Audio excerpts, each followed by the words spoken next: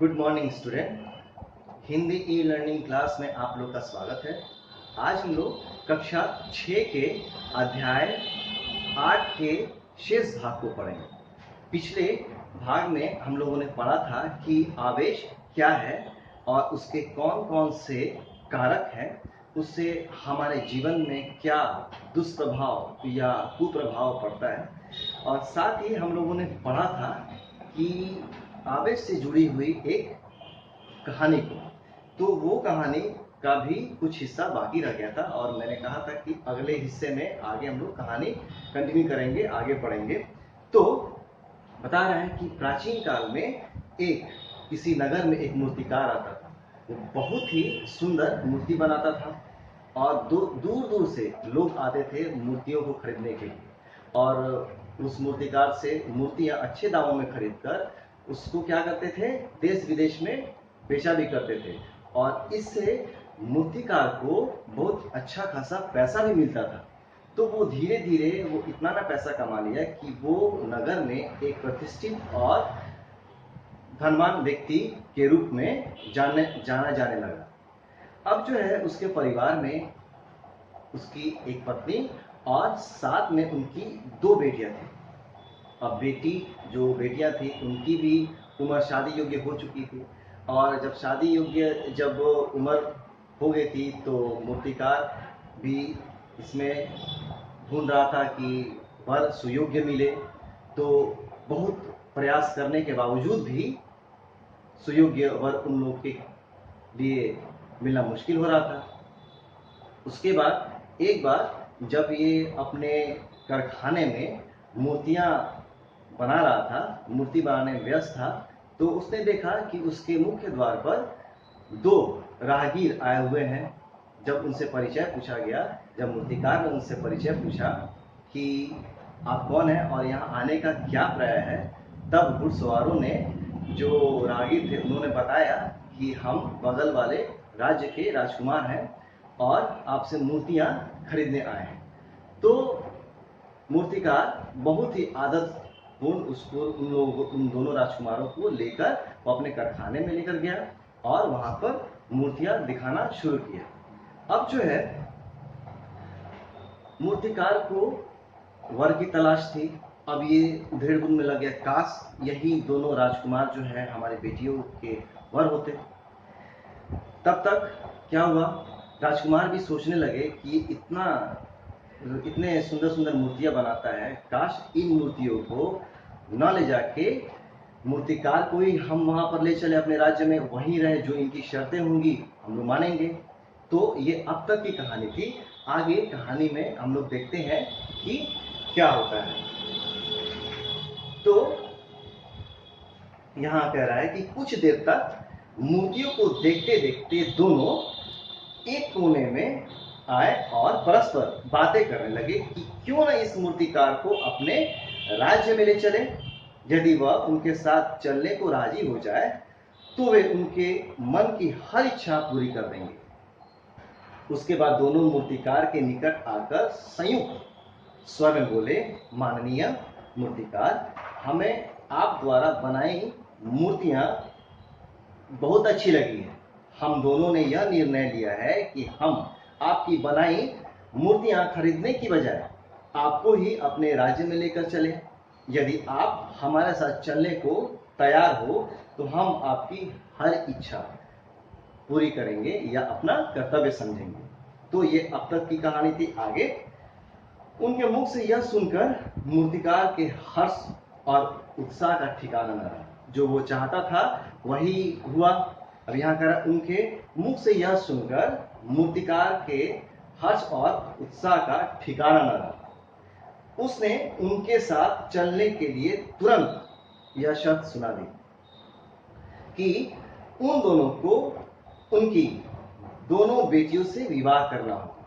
यदि वे ऐसा कर सकेंगे तो वह उनके साथ अवश्य चलेगा। दोनों राजकुमार ने उसकी शर्त को सहर्ष मान लिया। मूर्तिकार बहुत खुश हुआ। उसने अपनी दोनों बेटियों को कारखाने में बुलाया और उनकी मुलाकात उन दोनों राजकुमारों से कराई। उसकी दोनों बेटियां बहुत सुंदर थी। राजकुमारों को तुरंत पसंद आ गई। देखते ही देखते वातावरण में खुशी और हर्ष का समीर बहने लगा। समीर का क्या होता है? हवा, पवन। तो यहाँ कह रहा है कि दोनों राजकुमार थे, वे इन शर्तों को सहर्ष तुरंत मान लिए। अब जो है तुरंत मूर्तिकार जो है क्या किया, वो अपने दोनों बेटियों को कहाँ बुलाया? कारखाने में ही बुलाया। मिला के यहाँ राजकुमारों से क्या कराई? मुलाकात कराई। बेटियां दोनों बहुत सुंदर थी, राजकुमार लोग को भी पसंद आ गए। देखते ही देखते वातावरण पूरा खुशहाल हो गया, खुशी से, हर्ष से समीर बहने लगा, है ना। अकस्मात दोनों में से एक राजकुमार के हाथ से एक मूर्ति गिरकर टूट गई।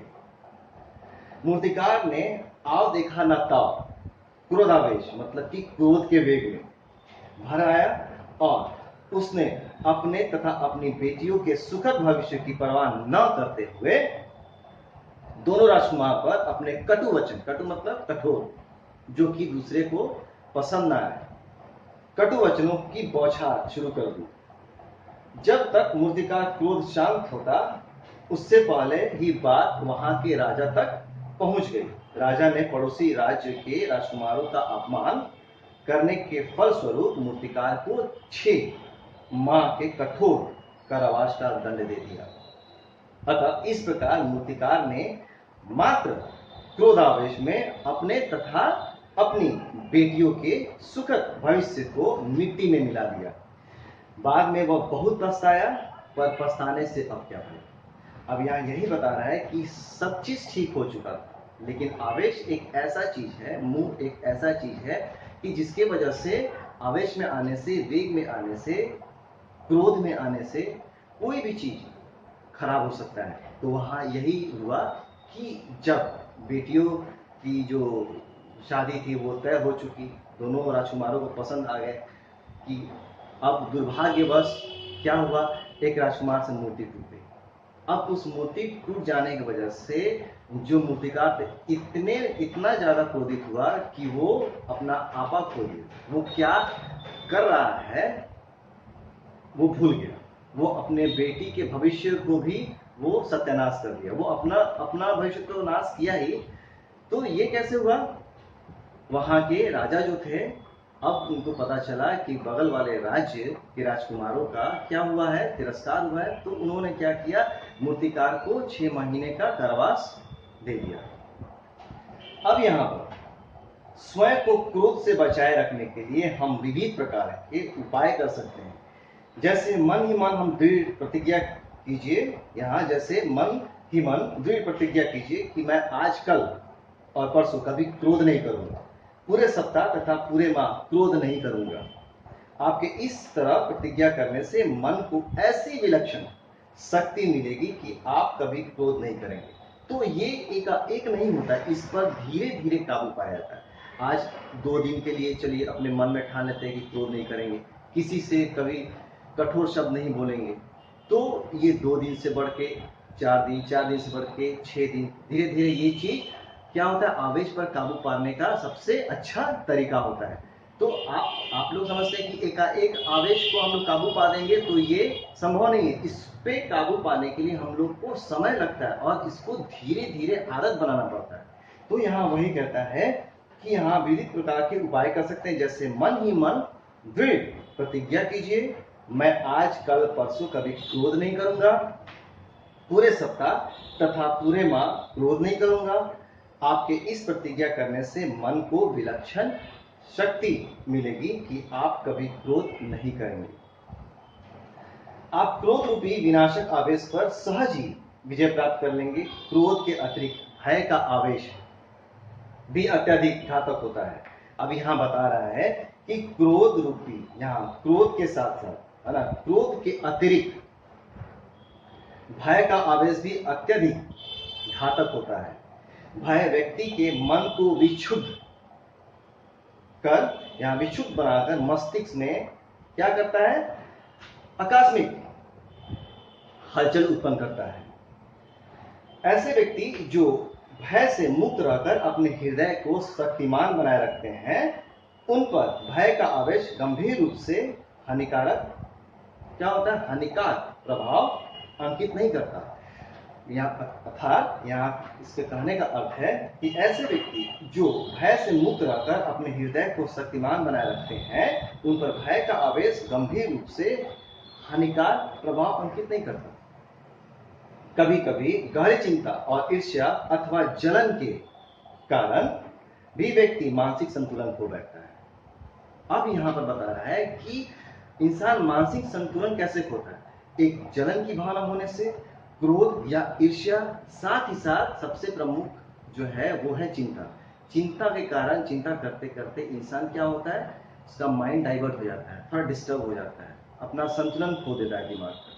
तो वही यहाँ बताता है कि कभी कभी गहरी चिंता और ईर्ष्या अथवा जलन के कारण भी व्यक्ति मानसिक संतुलन खो बैठता है और मानसिक विकृति का शिकार बनकर गंभीर रूप से कष्ट भोगता है।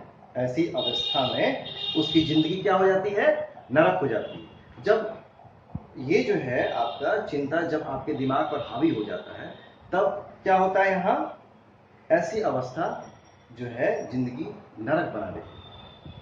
इसके अतिरिक्त शोक और निराशा भी मानव शरीर और उसके मस्तिष्क पर गंभीर आघात पहुंचाते हैं। निराशा हमारी श्वास प्रक्रिया को कुप्रभाव अंकित करती है। फलतः श्वास प्रक्रिया क्या होता है, यहाँ मन पर पड़ जाती है और आवश्यकता अनुसार रक्त नहीं बन पाता तथा मांसपेशियां दुर्बलता का शिकार बन जाती है। हम लोग सब कोई जानते हैं कि जब किसी को चिंता हो जाती है या पकड़ लेती है तो वो धीरे धीरे उस चिंता उसको खा जाती है। सीधा जो है चिंता शरीर को खाता है और चिता जो है वो इंसान का होता है। तो इस प्रकार इस तरह व्यक्ति अपने बेहतर स्वास्थ्य से अपना हाथ धो बैठता है। इस दिशा में अपने अनुसंधान के आधार पर प्रोफेसर गेट्स ने अपने विचार इस तरह व्यक्त किए हैं। नकारात्मक भावनाओं से ग्रस्त शारीरिक बल निरर्थक नस नाड़ियों एवं पुरानी कोशिकाओं को शरीर से बाहर निकालने का प्रयत्न करता है, अतः वह अपनी सामर्थ्य से अधिक काम करने को विवश होता है। प्रसन्नता की स्थिति में भी शरीर से पसीना आने लगता है। फलतः शरीर में विषैले तत्वों की उत्पत्ति होने लगती है जो शरीर एवं मानसिक अस्वास्थ्य का कारण बनते हैं। अतः अब जो है यहाँ बता रहा है कि अतः यही कहा जा सकता है कि हमें अपने शरीर में उत्पन्न होने वाले विविध प्रकार के आवेशों को पूर्णतः क्या करना चाहिए, नियंत्रण करना चाहिए या नियंत्रण करने को सीख लेना चाहिए, क्योंकि इनके स्वामी बनकर ही इस पे हम लोग आवेशों पर दमन करके ही हम लोग सुखद और एक समृद्ध जीवन बिता सकते हैं। और यहाँ वही कह रहा है क्योंकि इनके स्वामी बनकर ही हम सुखद, स्वस्थ एवं खुशहाल जीवन की कल्पना कर सकते हैं। इसका दास बनकर जीवन जीने का प्रयत्न करना तो स्वयं मौत की तरफ कदम बढ़ाना है। तो यह पाठ जो है यहीं समाप्त होता है और अगले भाग में हम लोग इसके प्रश्न उत्तर की तरफ चलेंगे। तब तक के लिए धन्यवाद।